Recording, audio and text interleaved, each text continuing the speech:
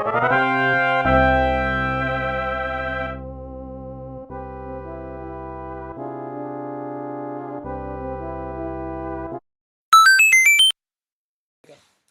everybody, welcome to Real Talk. I'm your host, the Retro Gaming Nerd, also known as Chris. And I'm your co-host, the Archivist, also known as Olivia, and today we have two very special guests. Not one, not two. What? But both two special guests, both from the RICHIE'S channel. I'm sorry. I don't know what I'm doing anymore. Say hi to Rich and Jax, everybody. Hi guys, Hello. I'm Jax Alvarez. And I'm Rich Alvarez. Yep. So, here we go. So today, we're going to be talking about all the cool stuff that's supposed to happen in 2017. And some of the stuff that might not happen in 2017, like Final Fantasy and Kingdom Hearts. Oh, you salty person. Oh, I am salty. So, Can you blame me for that, though? no. I mean, No, not at all. I'm salty. I think everyone in the world is salty about that. At this point, I really don't expect anything from Kingdom Hearts. The just Square development team number one, their main development team at Square Enix, is just such a mess that I just can't believe. Would it kill them to hire more people at Square Enix? Like, seriously, they are so vain over at Square. I'm not even joking. They are so prideful and vain over at Square Enix. They think that they can do no wrong. They think that they've got the best crack team of, 20 guys. They really need to hire more people. Bethesda has more developers than Square Enix, and they only make 2 games. It's ridiculous. We got Richie riled up. That's okay. Oh, that is fine. I No, see where he's coming from, though. For context, Final Fantasy was always my favorite series growing up. But Chrono Trigger was always my favorite game. Oh, It's yeah. my favorite game of all time. But all of those things come from Square Enix, of course. And, of course, I'm a big fan of Vagrant Story and Chrono Cross and, Brave Fencer Musashi. Anything that came out of Square Enix was great back in the day. The last 15 years have been mostly disappointing for me. I felt like after Final Fantasy X, once Hinobu Sakaguchi, the creator of Final Fantasy, left, or got fired, we still don't know, after Final Fantasy X. And so when he left, I felt like the whole series kind of went under and didn't really feel like the same thing. I do feel like Final Fantasy 15 is the best Final Fantasy game since 10, meaning it's the best Final Fantasy game in 15 years. But still, there's still a few things about that game that do feel a little incomplete, but I love the characters in that game. It's crazy because that wasn't even supposed to be a mainstream Final Fantasy game. It was directed by Tetsuya as a spin-off titled Versus 13, and then because they didn't have anything for 15, they switched it a couple of years ago, and then Tetsuya had to jump onto Kingdom Hearts 3, and so they had Hadaba, I think his name is Hadaba, take over as director, and Tetsuya is not even credited as the director for that game anymore. Their whole team is a mess, and Tetsuya's like, oh, well, they're making me direct Final Fantasy VII Remake and Kingdom Hearts 3, so I don't know what to do. I'm juggling between 2 projects, and we're stretched thin. So it's no wonder that the games aren't coming out this year, because if they did, it'd be a circus. Oh my god. And unfortunately, I don't see them getting their shit together at any time during this year. So, anyways, I'm just saying, we'll see it in 2020 maybe. I hope not. Because, see, Sorry, guys. Oh, no, it's cool. Yeah, no, that's what the show is for. But, I see, the thing is, I love Final Fantasy. My favorite game is 6. So, Mm-hmm. Yeah, that's my favorite. Oh, yeah, So, so I'm one of those people that's like, oh yeah, they'll get it together, hopefully, and I keep getting proven wrong, so... Did you play 15?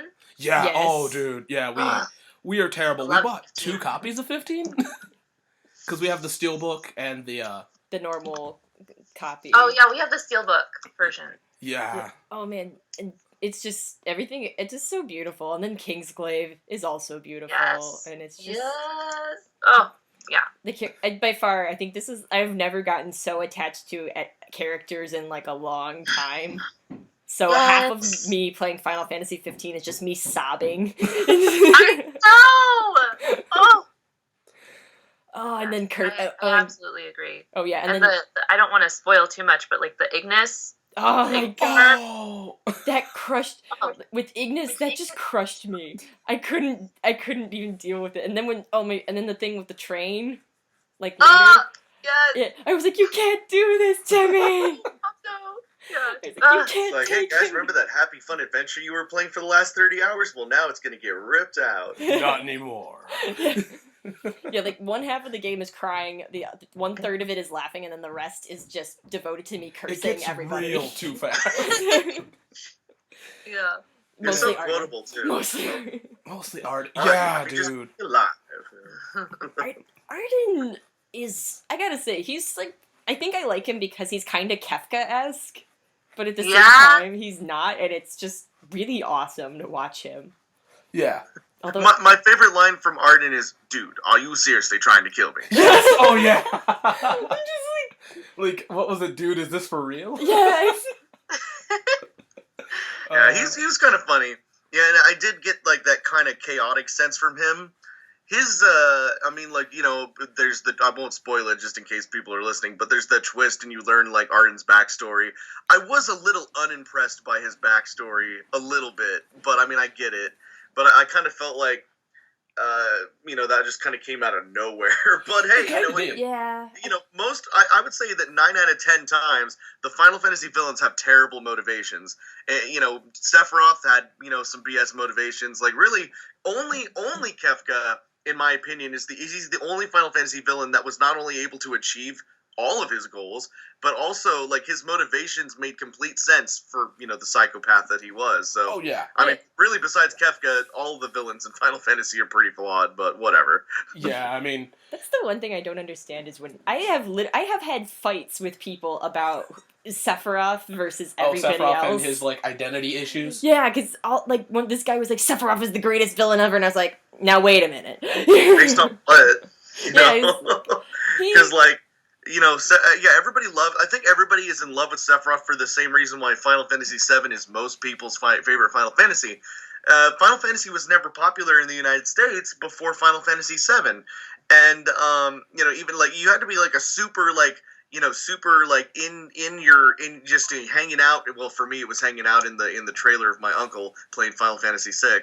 But I mean, like, unless you were like a super nerd and playing RPG, you were already playing RPGs. You didn't know about Final Fantasy, Oh, yeah. and so a lot of my friends, they're like, "Oh man, if you play Final Fantasy VII, it's so great. Why is it called 7?" And I'd be like, "Well, I've been playing Final Fantasy, and it's the 7th game." And it's not the first. And so, like, I feel like that's why a lot of people didn't like Final Fantasy VIII when it came out, because they're like, what's this crap? Where's Cloud? Like, they didn't get that there was, like, a new cast every time. And so, like, I had to explain to all my friends. They're like, oh, what? And, you know, it's kind of BS. So that's why I strongly feel like 8 gets a lot of hate. That rhymes. Because 8, Final Fantasy VIII is probably my second favorite Final Fantasy after 6. I think there's a lot to love. I think that I love micromanaging with the junction system, and I think people it didn't have Cloud, so people didn't like it. But yeah, as far as Sephiroth goes, like, he's a terrible villain. Poorly constructed, poorly written, poorly motivated, I and think he's a little better than terrible. I mean, he's got like I guess he looks cool, and I think that's why people like him. And I think people just associate him with Final Fantasy VII, and because everybody and their mom loves Final Fantasy VII, they you know, they need to, you know, attach themselves to that Sephiroth character. Yeah. Oh yeah. I mean, don't get me wrong. 7 is good, but I prefer 8 and 9. Just saying. 9. I prefer. Well, 8 is one of those ones that took me some time to get over, like to get into it. So, but that's because I was really young when I first played it. So. Yeah.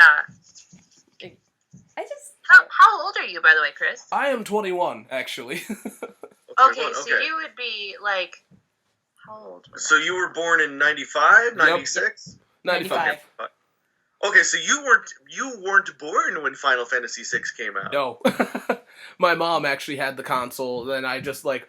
My mom was she hoarded all of her game systems. Oh, So- that's awesome. So, Good. like, I took them all. She's not happy about that, but hey, whatever. Oh. Man, you know what's crazy is I was 7 when Final Fantasy VI came out. I was in kindergarten or first grade. I think first grade. I really vividly remember when. Well, of course, when it came to the States for the first time, it was Final Fantasy III incorrectly. Yeah. But I can remember waiting in line at, like, I think Toys R Us or something. I remember I was with my mom, and I was just like, Mom, I can't wait, because I made my mom, like, come with me to get the game. Well, I mean, you had to. You were kindergarten. I know, but she really didn't want to. My uncle was supposed to take me, and couldn't. So, I had a point to this story.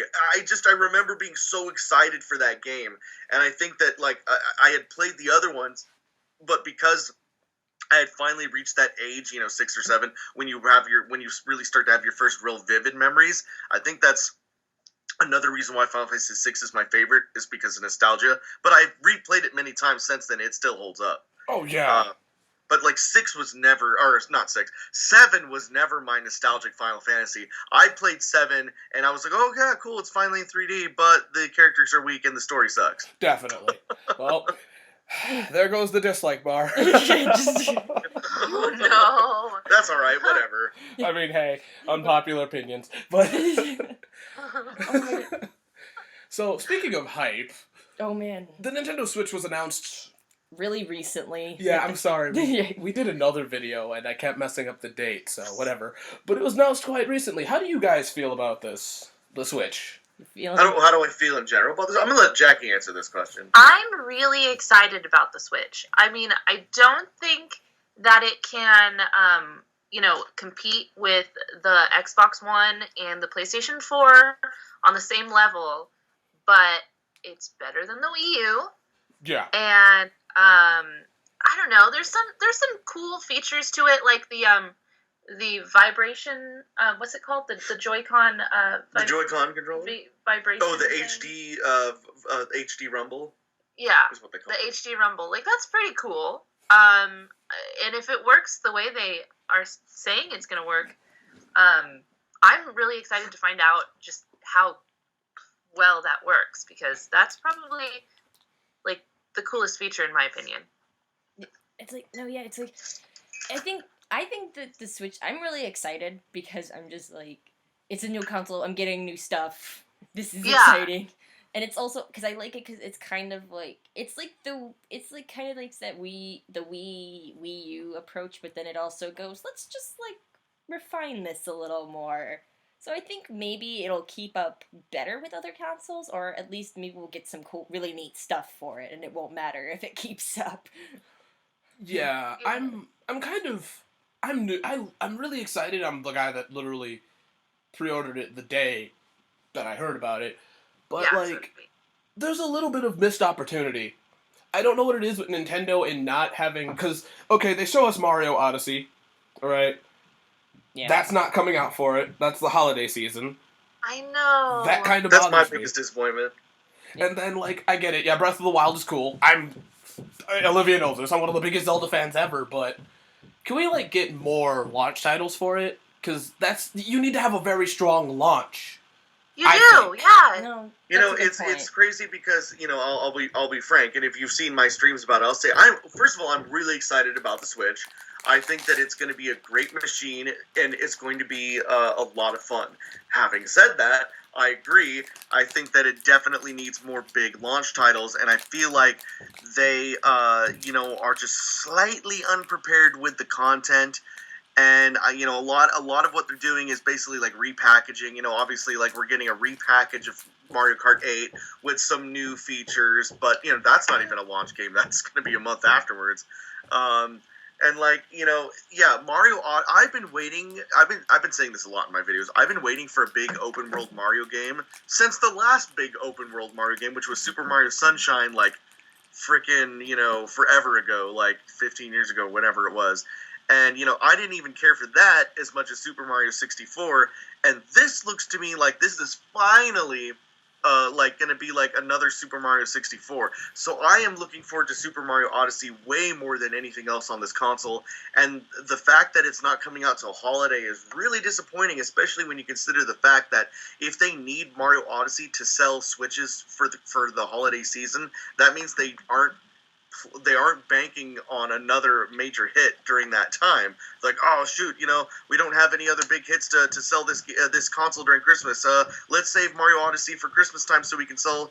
Because some families obviously some families they don't buy consoles until Christmas time. Completely understandable. They want to get their kids one big gift a year, and it's going to be at Christmas. So if Sony or Xbox has a big release during the holiday season, people might overlook the Switch. But if a big Mario game is coming out during the holidays, then the parents are going to be like, oh, this is a big Mario game, we should get the Switch console.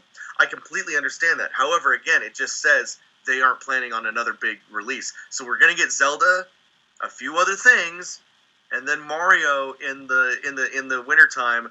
I mean, really, what else is coming out for the Switch? It just seems like a whole bunch of remakes and ports. I mean, I love me some Skyrim, but I mean, I've already played the game like 3 times now. I don't know if I'm gonna, want to play it for a 4th time on the Switch. You know what I mean? Oh, definitely, yeah. I've always kind of got the feeling that with Skyrim, it's just like a testing ground. It's a testing ground, like to see if people are interested in this kind of stuff, like porting these kind of games. And number 2, I think it's just bait because they know that the Skyrim hype still lives on. Yeah. Like, it's terrifying. I remember a game called Pokemon Stadium, from 64. And, like, I remember they were like, we're not making another stadium because it's no longer shocking or interesting to see Pokemon in 3D. Why not make a game like Stadium for the Switch, To bring that back, because you need way more. Like, I have a whole video that's coming out soon about what games I'd like to see on the Switch. Because there's so much Nintendo stuff. Like, we haven't seen F-Zero forever. We haven't seen...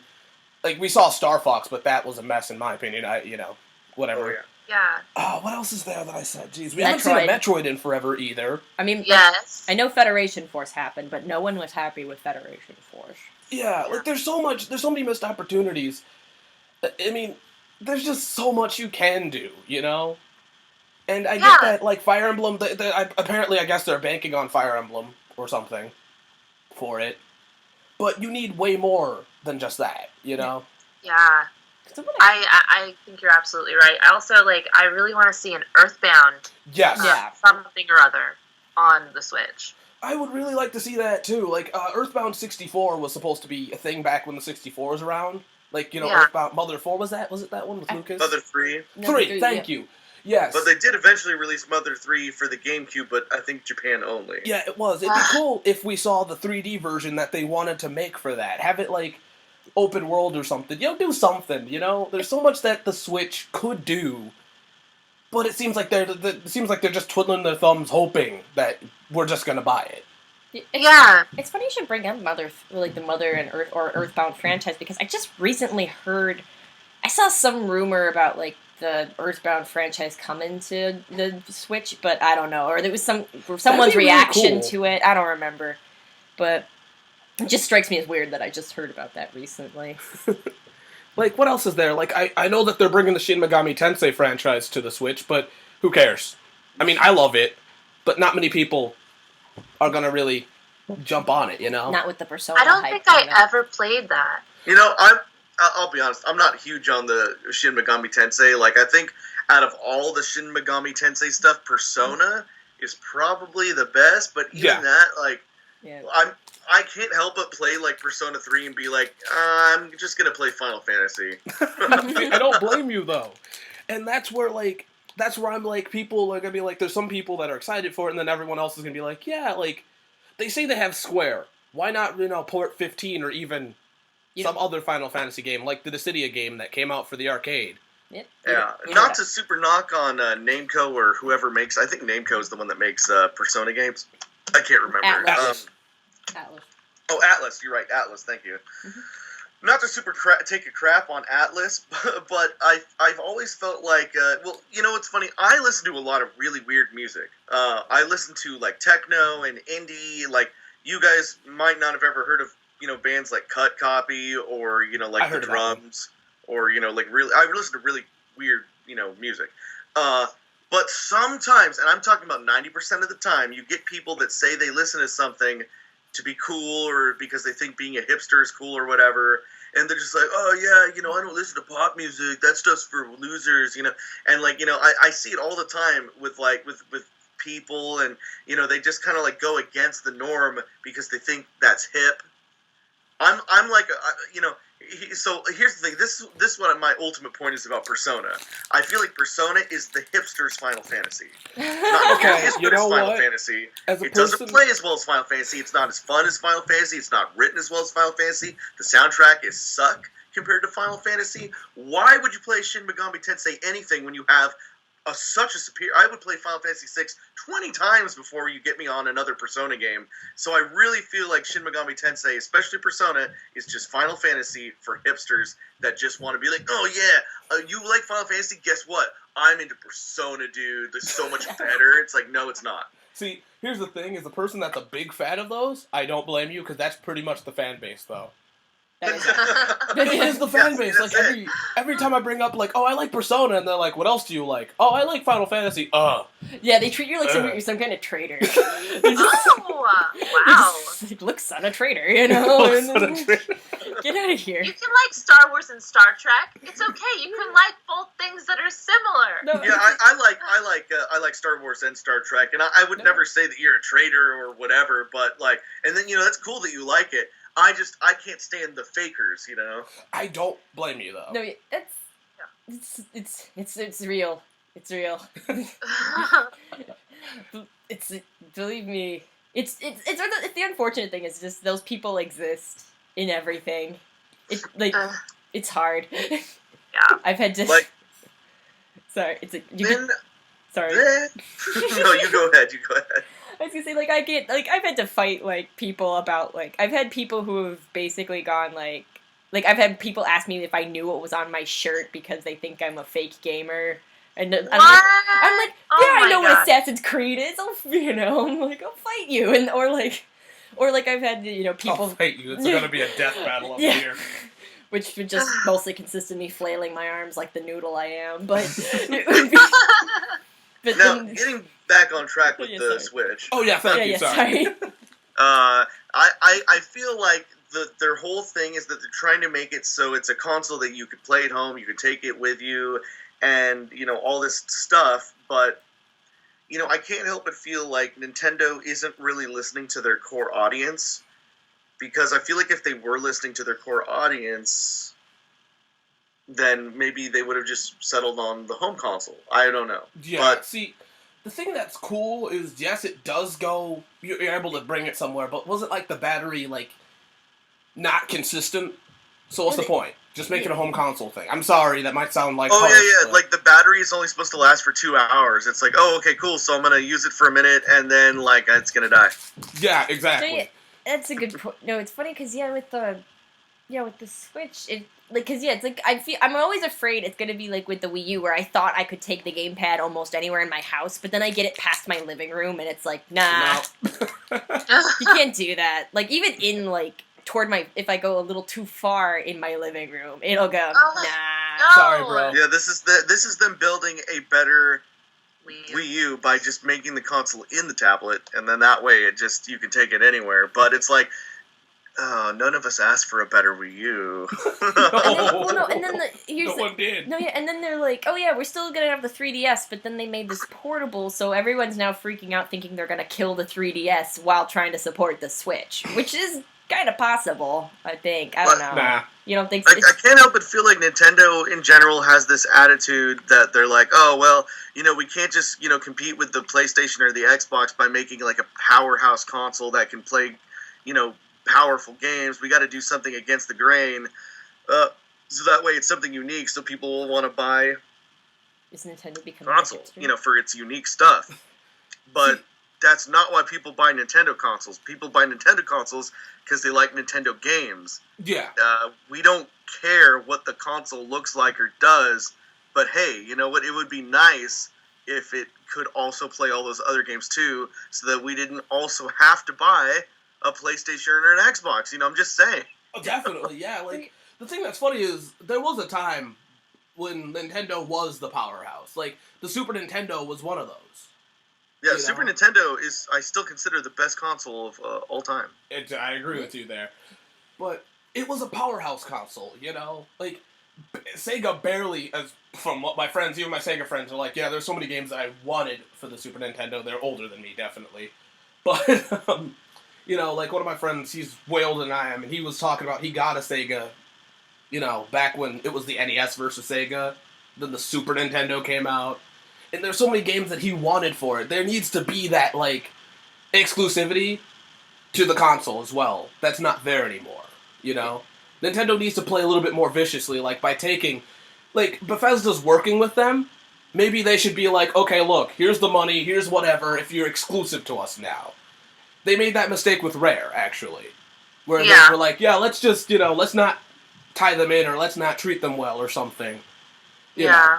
I'm losing what I'm saying, but I think I get what I'm. No, I get what you're saying. I get. Yeah. Well, Nintendo, they have a history of like, they really obviously the games that Nintendo develops for the most part are fantastic. Yeah.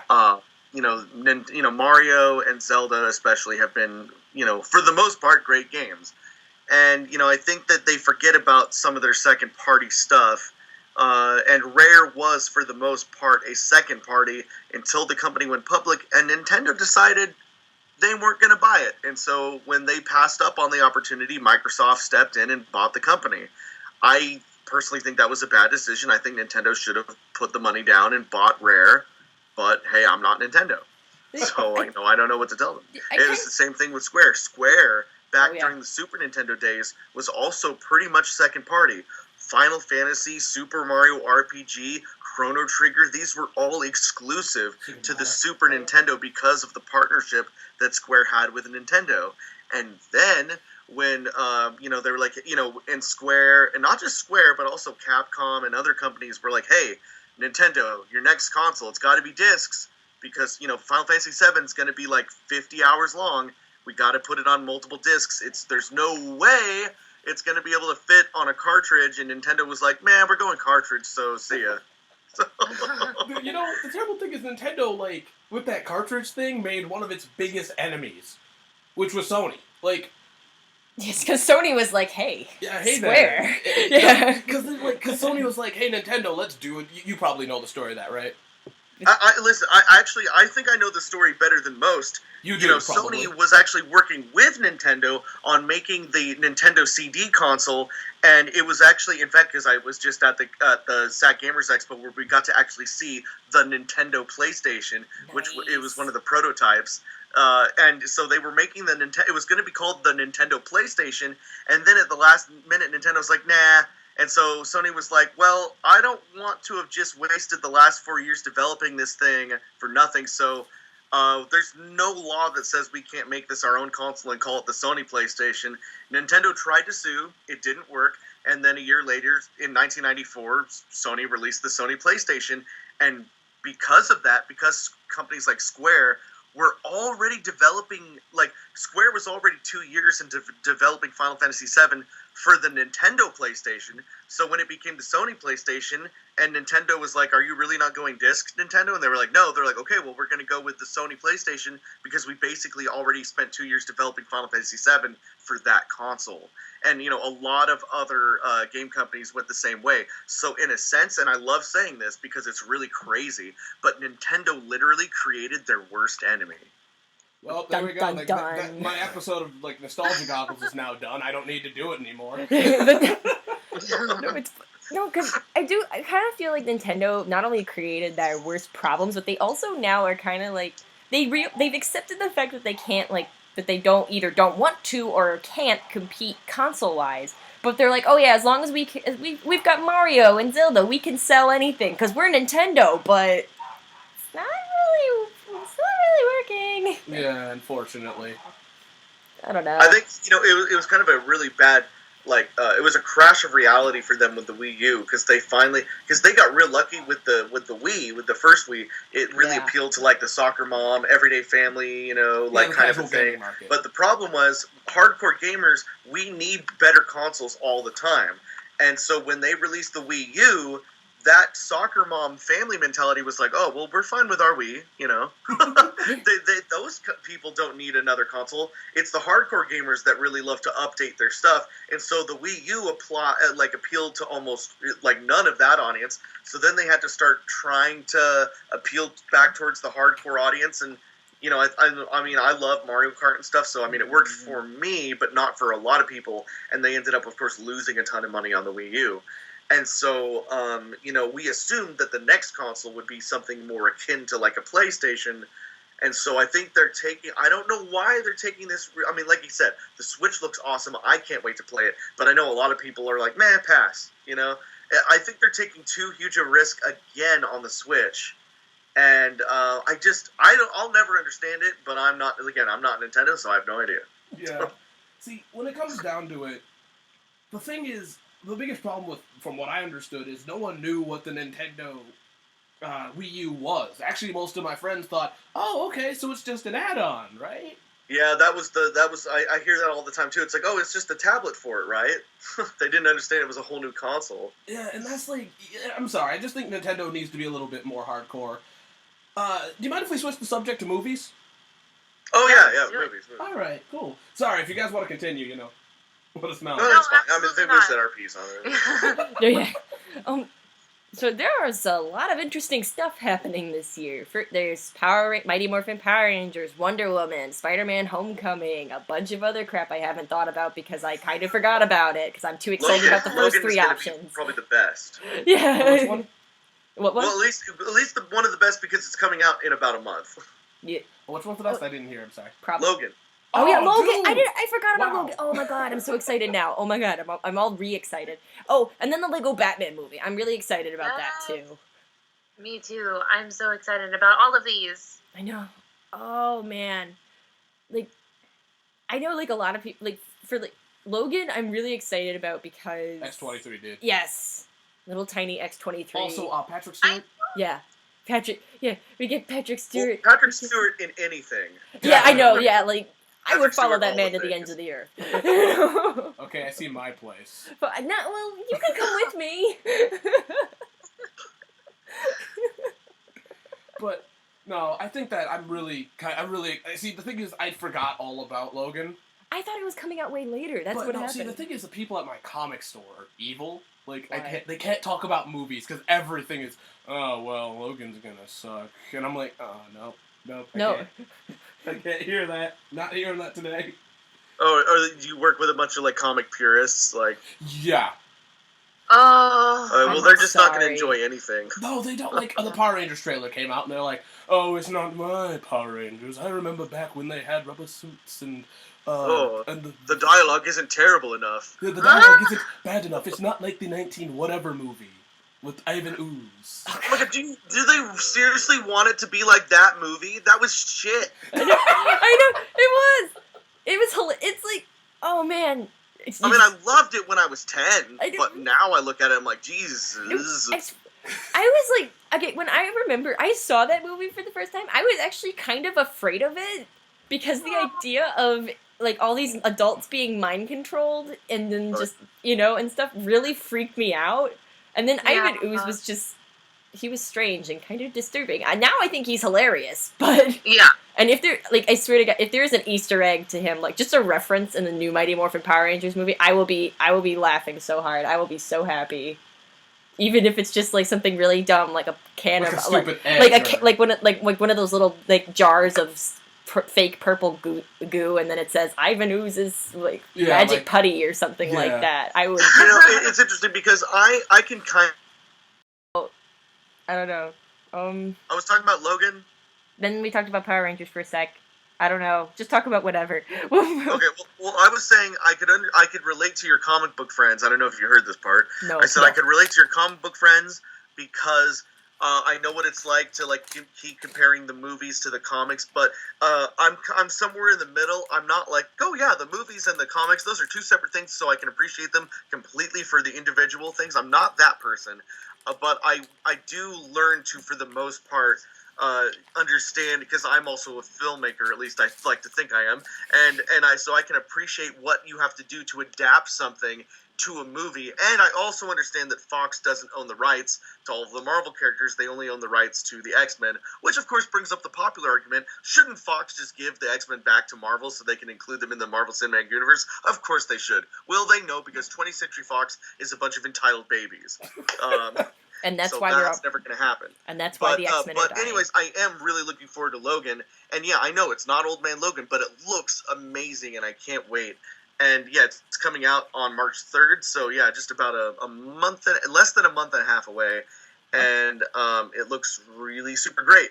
as far as Power Rangers goes and how this relates to that, I loved Power Rangers growing up, but only because I was a kid. I definitely cannot appreciate the old Power Rangers as an adult. It's way too cheesy. It's way too badly written, and it's really obvious to me when they're just cutting between the American footage and the stuff they stole from Japan, and Sentai, it just looks completely different. And this Power Rangers movie, I think, looks really good. I think they did a really good job with the first trailer of appealing to people that might not like Power Rangers. I know a lot of people, even like the Grumpy John Campia on Collider, was even saying that he was excited for Power Rangers when that first trailer dropped. But their reactions changed a little bit with the second trailer. I think the second trailer, the one that just came out yesterday or the day before, that one really was trying to appeal to the fans. Like, the first one appealed to non-fans, and the second trailer was trying to appeal to the fans by having a little bit more Power Ranger stuff in it.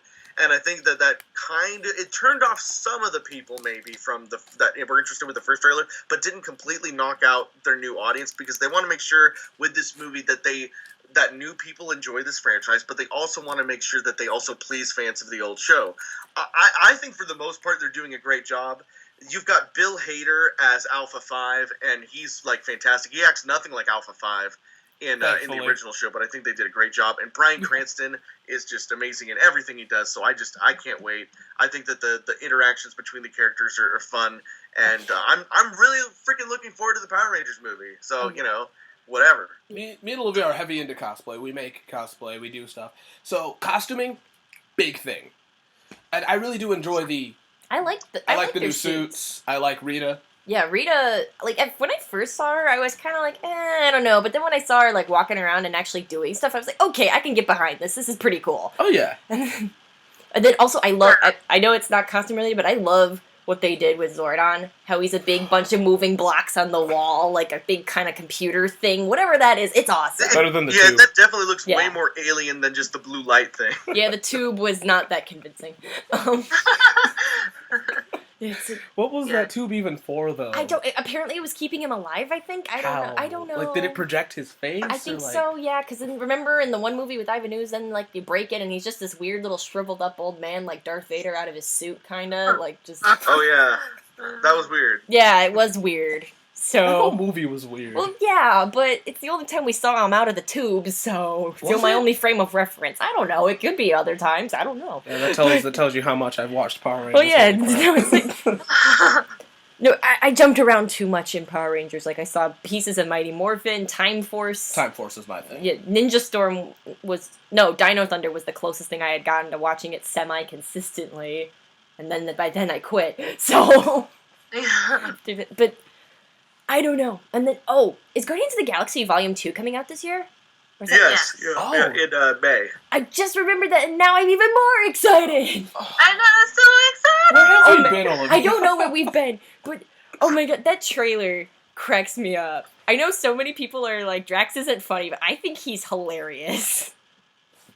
Just you just had your your deepest, darkest secret out into everybody.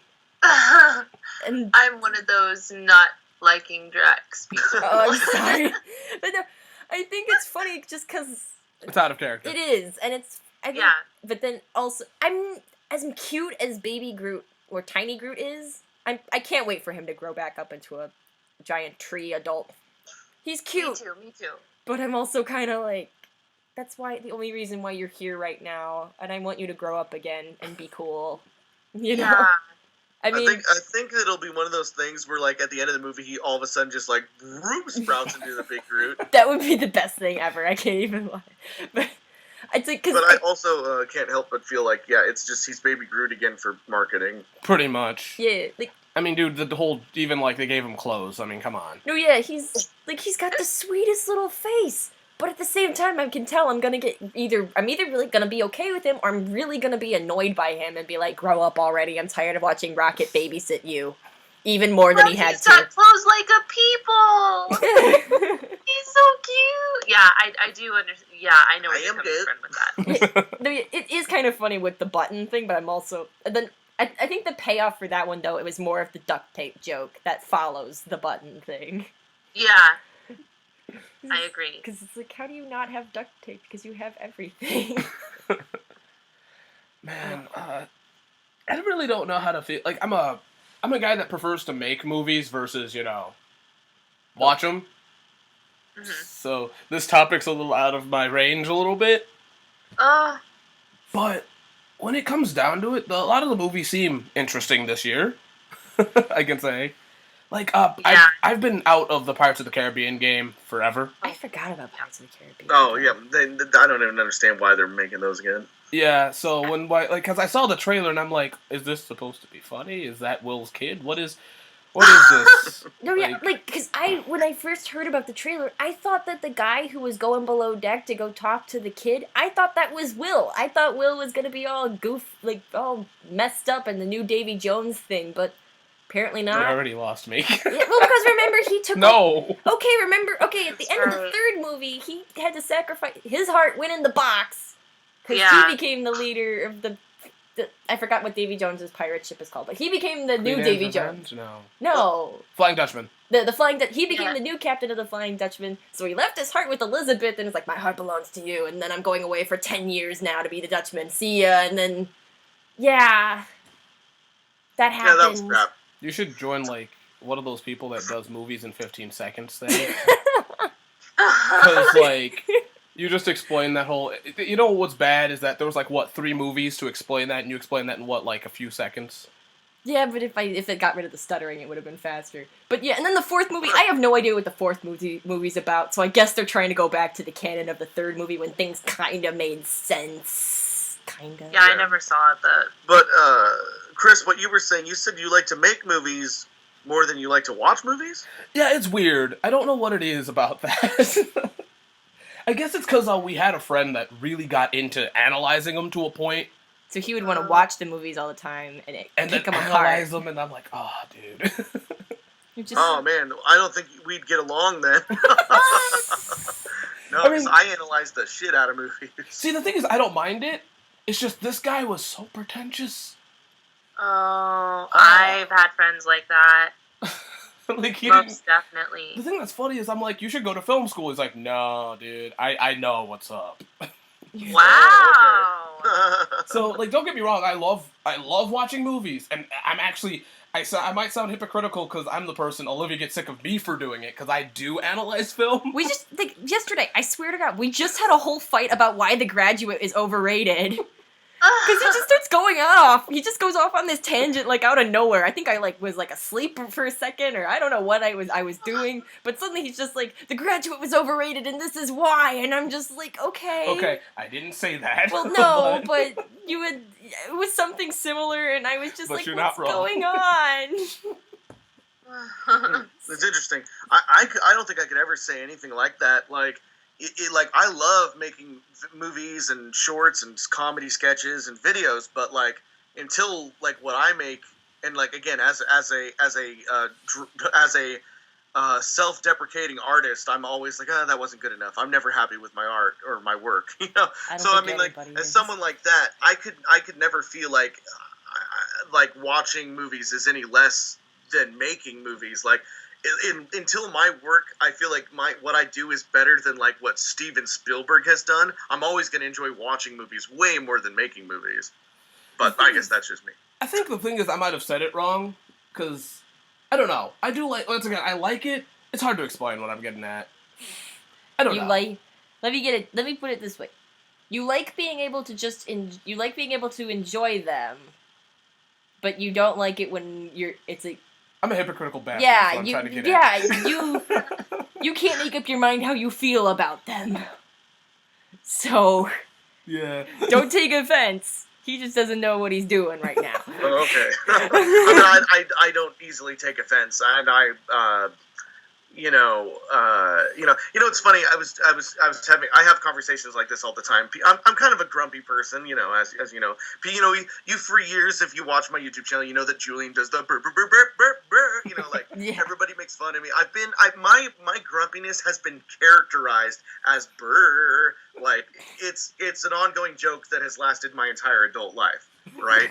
So I'm a naturally grumpy sounding person. So people are often like, "Oh, Rich, I hope I didn't say anything to offend you, or I didn't want to upset you or anything." And I'm like, I'm not upset. This is just me. You know, like, I don't know. That's my secret. I'm always grumpy.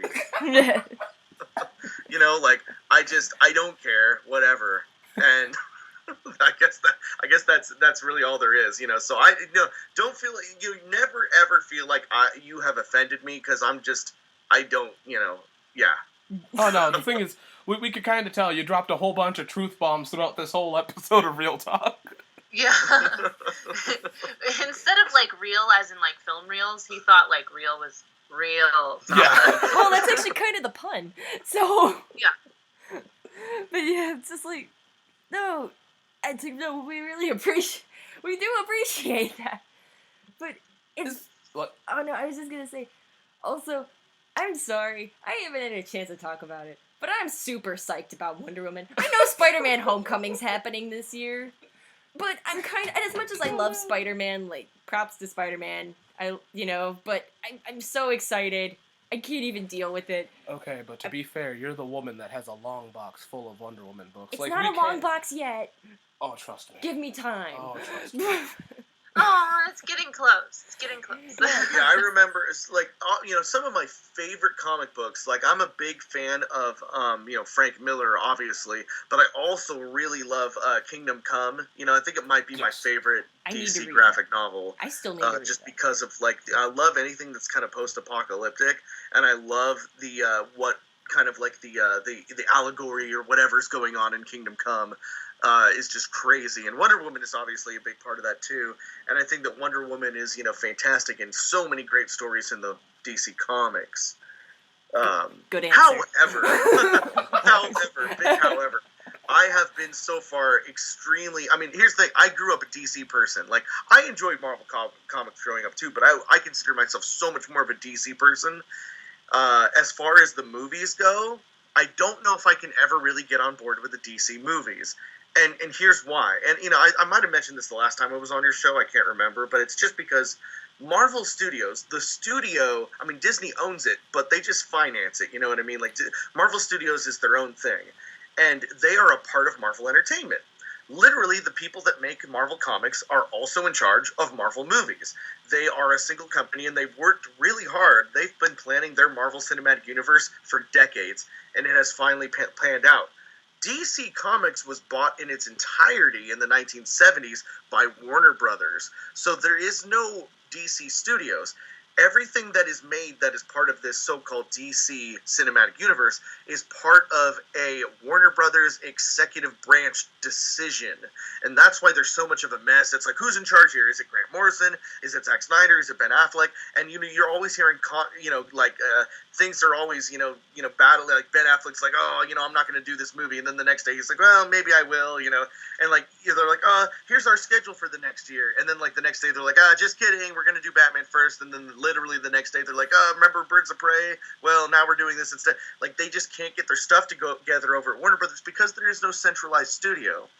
And it is basically just Warner Brothers executives. So that's why, just from an organizational point of view, and, you know, these Warner Brothers executives, they have no idea what they're doing with DC Comics. That's why the DC Comics will never be as good as the MCU, in my opinion. And I was really disappointed with Batman Superman. I was really disappointed with Suicide Squad, and I just am not excited at all for Wonder Woman. But if it comes out and it's great, then maybe I can finally get on board. But that's what I think. See, here's the thing with me, is if Wonder Woman's good, that's good. I'm good, you know? If it's bad, well, we're never going to see another Wonder Woman movie again. I'm sorry, I want Wonder Woman to be good so bad, and I really hope it is. It's just, the thing is, like, this is one of those things of where, like, I keep hearing that DC didn't make one because they're too afraid that it can screw up or something. I don't know if that's true, but I'm just really hoping that they do good, and trust me, if it's bad, I'm not going to hear the end of it from Olivia. You will not. Because hell has no fury compared to her when it's that way. No, I'm sorry. I want this movie to be good so bad.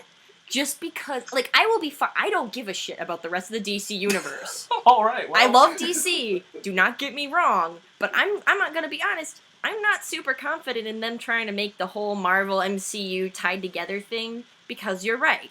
Warner Brothers is in control. They're kind of a hot mess. Even though they brought in, like, in Suicide Squad, they brought in a bunch of dudes from the comics, like Jeff Johns and stuff, to actually work on it. It's still, I like Suicide Squad, but it is not the best thing ever, or it's okay. It's pretty mediocre, I think. So, with Wonder Woman, I just want it to be good. I want it to survive so that we can have Wonder Woman later and not have it be like, oh, this is what happens when we put a female superhero on her own movie. Also, Yeah, I want to kick the shit out of Marvel. I want us to have that victory. I want us to have the first good female superhero movie for DC. That's kind of like the unfortunate stigma that Wonder Woman has carrying with it. It's like people, like, if the movie doesn't do well, they're going to be like, oh, see, we can't do female superhero movies, even though that wouldn't be why it's bad, you know? No, exactly. I want her to do good. Like, I want the movie to do well because I want to be, like, where it proves that we can do this and not everything is bad, and also that everything that anybody ever says about Wonder Woman that's bad is not accurate. Because everyone is always like, oh yeah, she doesn't do anything, or she just runs around in, like, hooker boots, and I'm just like, no! There is more! Yeah, So how is it on that soapbox? You are right, though, I'm that it's sorry. going to be up to the individual directors to kind of salvage their individual projects because Warner Brothers overall doesn't really have a strong plan. They really So don't. it's really going to be up to the individual projects. Definitely. Which is kind of scary if you think about it, because then they're gonna try to corral all those projects together and make it all work, and it's like, oh boy. Yeah, we'll see. I'm We'll sorry see. about I that. obviously am not optimistic about it, but we'll see. I'm Yeah. optimistic about it still. I'm optimistic, but that's because I'm out of blind love and loyalty, mostly blind. Blind love. Yeah, I'm blind. But I'm really hoping if they make a second Wonder Woman movie, I don't know why. I really want Peter Dinklage to be Dr. Psycho. Oh my You've god. been campaigning for I that have forever. been. So great!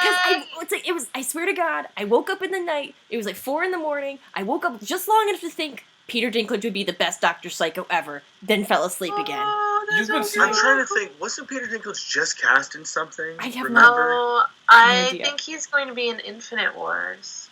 Oh, yeah. Damn you, Peter Marvel! Dinklage- Pretty sure he was just cast in Infinite Wars, and you guys know how those Marvel and DC contracts work. Once Yeah. you're in the MCU or the DCEU, you can't jump onto the other one. So Well. if he's going to be in the MCU, it'd be that only. Well, I tried. Not fast enough. Pip the Troll? No, that's not confirmed. Oh, it's not confirmed, It's not confirmed that he's Pip the Troll. but it is confirmed that he's in it. But it is confirmed that he's in it. Okay, but the rumor is that he's playing Pip the Troll. Yeah. Oh, weird. Okay. Okay. I was just also real quick. Richie, have you ever read Frank Miller's Ronin series? Oh, you know what? Yeah, I have. Okay, because I was just curious because I just found that I had one, and I know I've read one, and I was like, wow, I wonder if he's read this. Neat. Yeah, I think that, he did, a crap ton of research before doing that one, and I Yeah. think it really paid off. It did. It totally. And I think that's one of his more underrated works, actually. Definitely. Yeah, because it was like I remember I found it like I think my brother bought it at like a convention or a garage sale or something, and I found it and I read it and I was like, oh boy, it's Frank Miller. Because the only thing I knew was like the bad All-Star stuff. Batman. Yeah, like the bad stuff like All-Star Batman and Robin. But then when I found it and I read it, I was like, oh wow, this is actually really good. It's funny you say I actually really like All-Star Batman and Robin, but, I'm weird. See, that's the thing though, is everybody has their book that they like that somebody considers as bad. See, I Yeah. don't find Frank Miller's only my enemy due to the fact that, like, I hate to be this guy because my friend's like, you need to chill, but it's only because of one book, and that's Holy Terror, and that's it. Oh, okay. That's the only book I can say that I don't like that Frank Miller completely did, because it was one of the most racist things, but, you know. Oh god. Yeah. I've never even heard of that one. He keeps that one under wraps. It's a secret for a reason. But I see. Oh, I can understand that. It's just like when people get mad at All-Star Batman and Robin, even though I think it perfectly displays the psychology of Dick Grayson and Bruce Wayne. Yeah. And I think it was a perfect, companion piece to Batman Year One and Dark Knight Returns. I think it fits in with Frank Miller's version of the Batverse very, very well. It does. You know, a lot of people are like, oh, it's too much this or it's too much that. Like when he says, "I'm the goddamn Batman," that's Batman for me. Like, you just don't like it, No, Olivia. I don't. I'm sorry. I'm sorry. It's See, the like, thing is, you just don't like that Batverse, but it's like, I mean, here's the thing. I 'Cause like see, the the thing Dark is- Knight. Like, I like the Dark Knight Returns. I think that's really interesting. you also like Year One. I do like Year One. Not as much as Dark Knight Returns, but I like it. I don't get how he goes from that to I see the it. middle. I can't see the middle ground. That strikes me as really odd. I don't know. I see it though. I get it. it's not for everyone. I completely empathize with how Frank Miller sees Batman. I mean, this guy. I mean, again, you guys, you take yourself out of the comic for just a second. This is a rich billionaire that dresses up as a bat to fight crime. He's a psychopath. You know? Okay.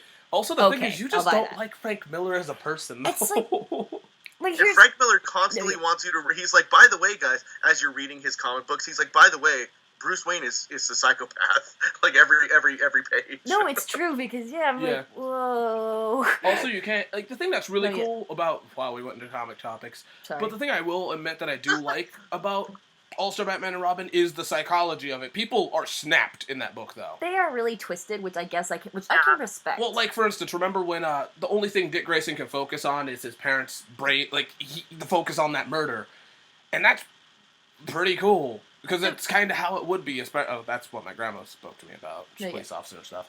But No, here's the thing, because I can respect it because Frank Miller does recognize and bring out how twisted and warped and petty people can be, like incredibly. Like I remember, like one of the scenes that sticks out to me is when I think Batman stops a woman from being mugged, and then the woman proceeds to kick the crap out of her own assailant after Batman's already bloodied this dude. Yeah. So, which is this weird moment. I don't know why I remember it so much, but it's like it does make sense to me, and it is interesting because it does show how messed up Gotham is essentially. it's just you don't like Frank Miller. No, I'm sorry. I it's hard for me to be impartial. I love the shit out of Frank Miller. I think he's so great. I just He has Google good searched Frank Miller's comics, and so I could be on page of what you guys are talking about, because I haven't read a whole lot of Frank Miller. But I saw a recommend it. picture of him, and I did not imagine this guy to look like this. I know. I thought you knew what Frank Miller No, looked like. I I'm don't surprised. He think had a I ever cameo looked in at Sin him. City too. Um, I thought I've shown you pictures of Frank He Miller just- before. You must have just forgot. okay, that looks more like what I would expect him to look Well, like. that's a newer picture of that. Oh, That the one with the cowboy hat is from like 10 years ago. okay. Oh yeah. These look like two clearly different people. Like, I don't know. That might be the But he got conspiracy. old really fast. Oh, poor guy. Yeah. Okay. So, anyways, I don't know. Again, I love the way that Frank Miller depicts Bruce Wayne as kind of like, he's exactly the way I think Bruce Wayne is. He's always like, Superman, I know exactly who you are, Kent, you stupid piece of crap. And he's just like, he's so smart and so cocky and so crazy that he's just willing to like crap on everyone else. And like when there's that scene with the Green Lantern where he like Batman paints himself yellow and the whole house yellow just to mock Hal Jordan. He's like, oh, I see you don't like yellow, huh? Yeah, that's kind of stupid. It's like, it's just so great because I mean, even it's very satirical.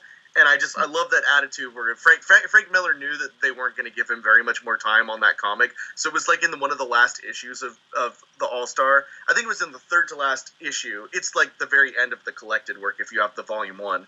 But it's just he knew that they were going to fire him from that. So he's like, you know what, I'm just going to do what I want. And so there's that great scene with Green Lantern where he just paints himself and Robin yellow and the whole house is yellow. He invites Hal Jordan over and Dick Grayson is serving Hal Jordan a tray of lemonade.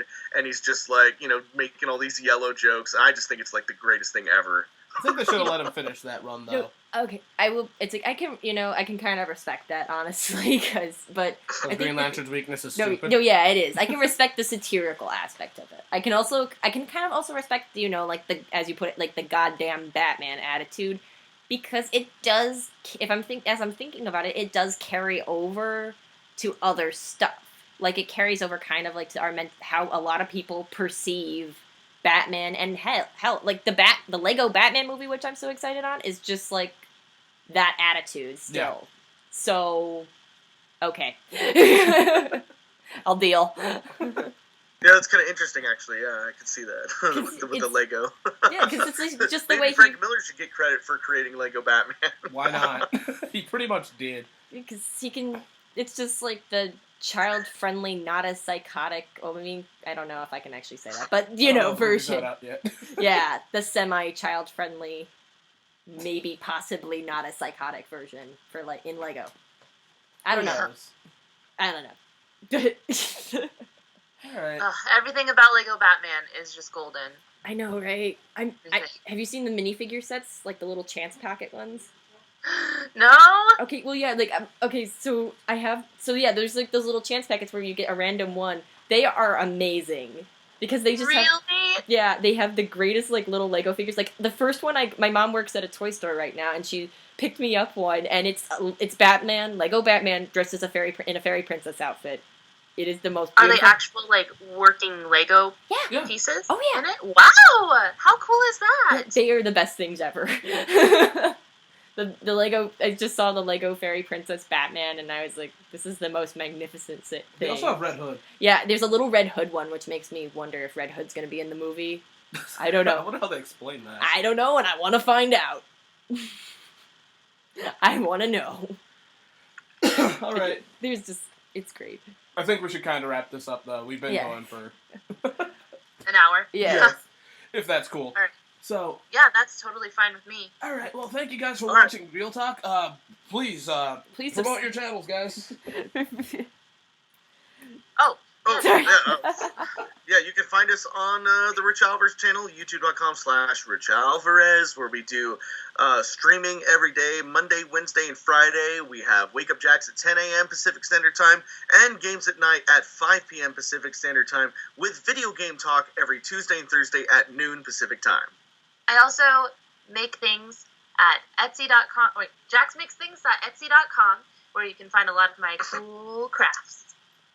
You guys still have a Patreon, right? Oh, yeah. All right, We have yeah. a Patreon. So good.